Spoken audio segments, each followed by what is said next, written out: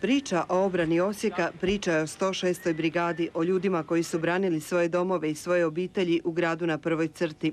Brigada je osnovana u lipnju 1991. kao jedna od prvih pričuvnih brigada u Slavoniji. I koja je ratovala na svim područjima gdje su se mogli braniti hrvatski interesi. Znači, branila Osijek. Branila je svoje položaje i u Bosanskoj Posavini. Obranila je položaje i na južnoj bojišnici. Kroz tu brigadu je prošlo preko 10.000 ljudi.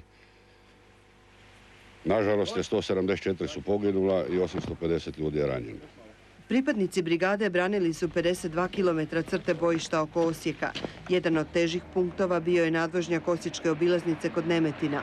Tu je ratnu svakodnevicu sa suborcima dijelio Goran Bokić. Prijatelj je napadao iz pravca Sarbaša.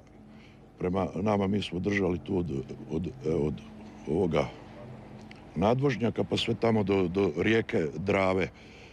Dnevno su padale na 1000 granata, dosta smo imali i poginulih i ranjenih, možda i najviše. Rovovi koji su se kopali u međuvremenu nerijetko su u studenom 1991. postajali i utočište za prognanike iz Vukovara, koji su bježali preko polja pod neprijateljskom paljbom. Najupečatljivije što je bilo je kad su prognanici dolazili iz Vukovara. Sjećam se jedne bake koja je bila nogu u gipsu imala, nosili smo je tu gore od ovih bagrema pa skroz ovdje gdje je bio prihvat.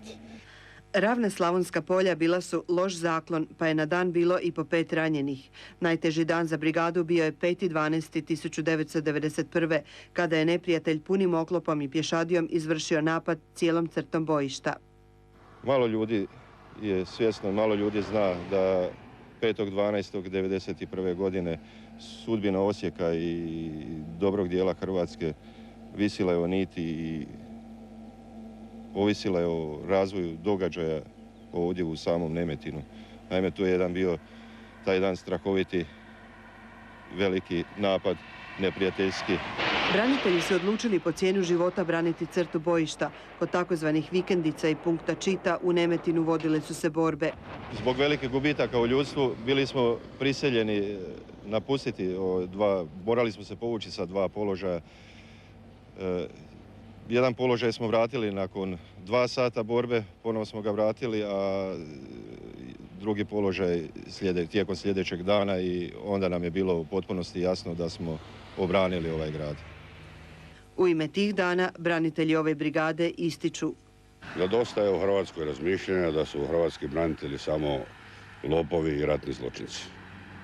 Jedna od brigada koja svakako nije u tom kontekstu nikad ni spomenuta je 106. brigada, koju smo napravili u 6. mjesecu 1991. godine. Za pripadnike 106. brigade ratni dani su dani ponosa i slave. Za emisiju Meta Hrvatske televizije sa jednoga od najisturenijih položaja na kojima se odlučivala sudbina grada, sa pripadnicima 106. brigade Marina Gantar.